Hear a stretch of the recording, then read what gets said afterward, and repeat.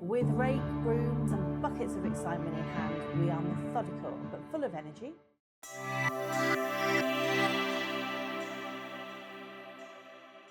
Good morning and welcome to day 4 of the Rooftop Farm.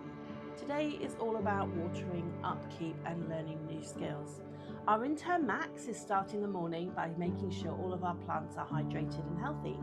Once the watering is done, Max switches hats from gardener to filmmaker, capturing some footage on his phone. It's exciting to see him pick up the skills to document our rooftop journey. But next, we'll get him using the gimbal to take his filming to the next level. Max is already learning so much, growing his own food, maintaining the environment, and capturing the story of our farm. Every day brings new lessons and he's embracing every moment. Today, the wind has really picked up and our trees are bending and bowing as if to greet us, showing just how resilient they are.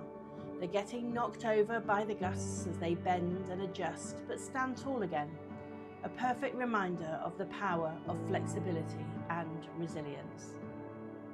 Hit subscribe and follow us as we grow organically.